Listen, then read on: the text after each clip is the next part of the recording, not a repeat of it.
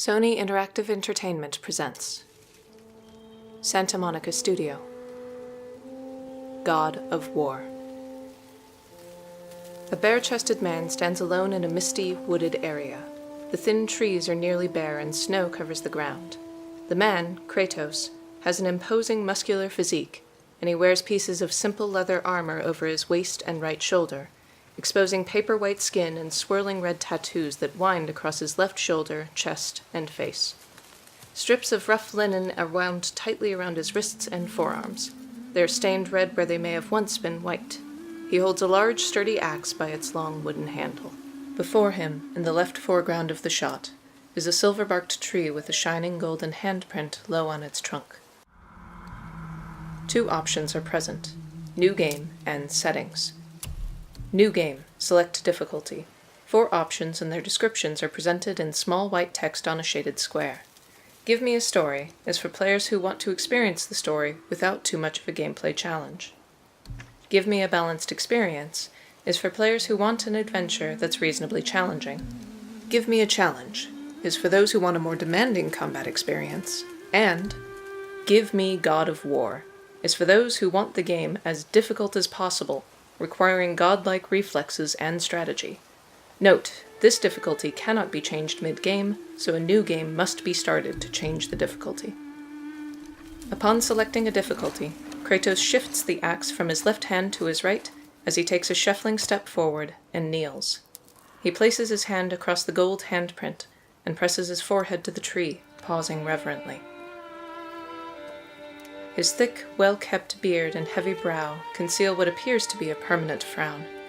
Regaining his intent, he leans back and stares at the tree with intense, amber eyes. He stands, unblinking, then takes a step back and shifts into a well-practiced stance with the axe firmly in both hands. A prompt appears in small text at the bottom of the screen. Press R1 to swing the Leviathan axe. He lifts the axe and swings, taking a chunk from the tree. The camera follows the axe's swiftly moving blade as he returns to the same stance. His second swing cuts through the shimmering handprint.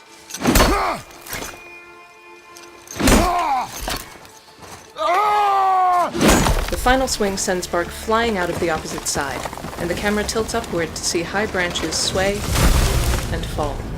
Kratos looks down at his work and stows the Leviathan axe upon his back as he steps toward the felled tree.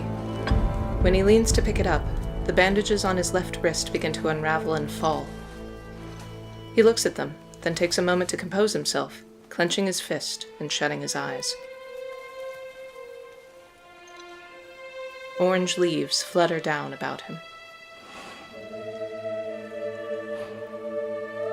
He looks down again at his wrists, takes the loose end, and begins slowly but aggressively rapping.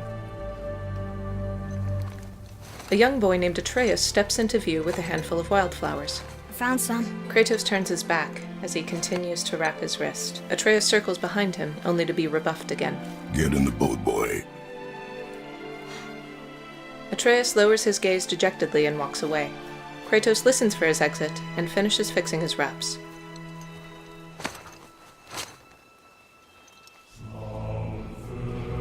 He bends and effortlessly lifts the entire massive tree onto one shoulder, then begins to walk as earth and branches fall from it. A prompt appears: use left stick to move. Kratos walks toward a worn wooden dock adorned with ropes and a white flag. A small wooden boat shaped like a canoe is tied at its end, 3 meters long and barely a meter across at its widest point. A softly glowing lantern hangs from its bow. Still want me to tie it to the boat? A white indicator at the end of the dock prompts the player to press circle. Kratos walks past Atreus and drops the tree on the dock at the rear of the boat.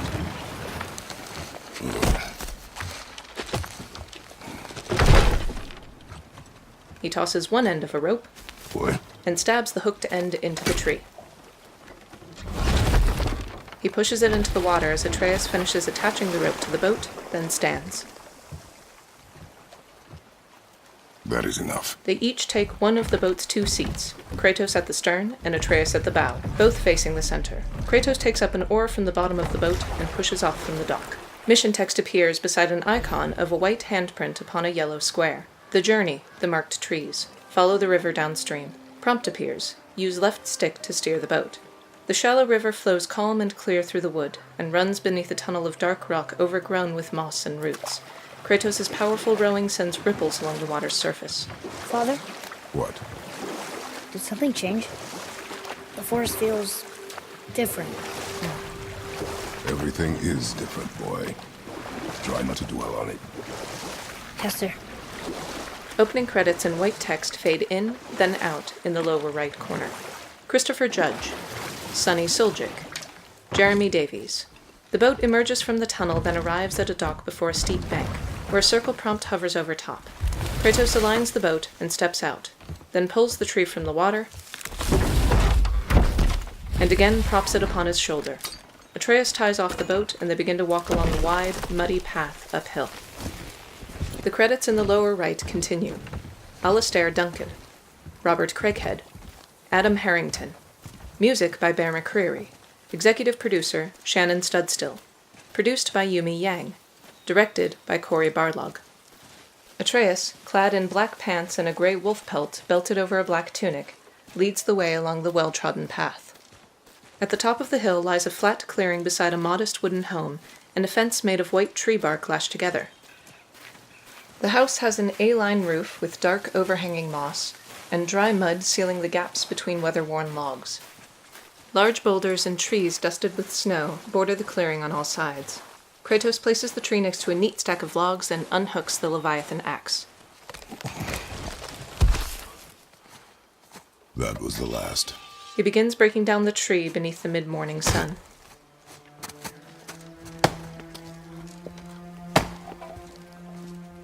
Atreus dashes over to their house, pauses, then pushes the door open. He takes a deep breath before entering the dark, single room. He then picks up a lit candle and shields it with his hand as he approaches a table in the room's center. A dozen unlit candles lie atop it, surrounding the shape of a body cocooned in thick, turmeric-yellow fabrics. Colorful wildflowers are carefully tucked into its edges. When he reaches the table, Atreus lights the candles using his own. Oh, there do I see my mother. Oh, there do I see my father.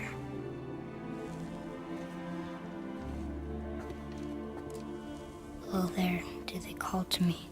He sets down his candle and adds his flowers to the memorial. Oh, there do they call to me. He places his hand on the body, then rests his forehead against his hand, closing his eyes. Oh, there do they call to me. Oh, there do they call to me. Oh, there do they call to me. Atreus straightens and turns. In the doorway looms the shadow of Kratos, silhouetted by the snowscape outside. Kratos enters the room looking at the boy, who wipes tears from his face. She's ready. Atreus walks toward the door, leaving Kratos to stand over the shrouded body of his wife. His face is above the reach of the candle's golden light as he stares downward. He bends and leans in close. Find your way home. You are free. He gathers her body in his arms, cradles her carefully, and walks out of the house with Atreus in tow.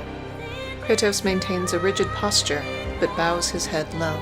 A small crown of purple flowers is visible around the head of the shroud, and the rich yellow fabric contrasts the ruddy browns worn by father and son.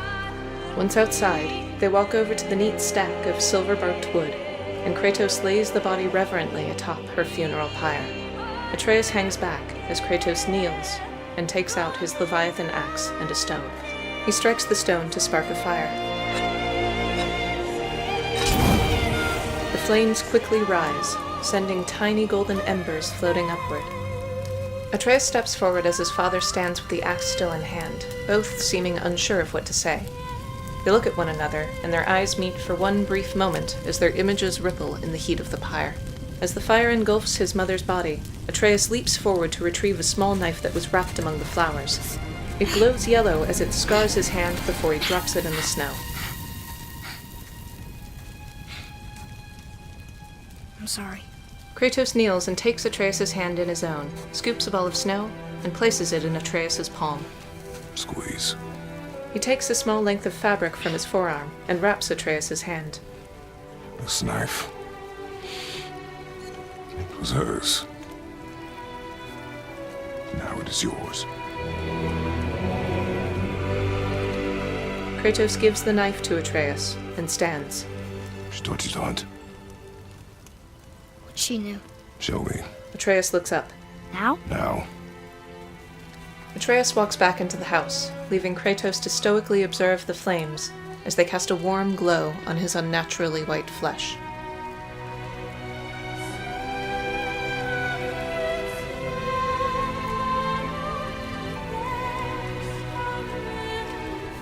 Atreus emerges with his bow and quiver, stowing each on his back. What are we hunting? You are hunting deer. Kratos continues to stare at the fire. Which way? In the direction of deer. Okay, this way. Atreus leads the way into the woods as Kratos follows, taking one last look at the pyre. Mission text appears. The journey, the marked trees. Hunt with Atreus. Father, why are we doing this now? I need to know you can survive the journey. Then we leave for the mountain? Depends on you.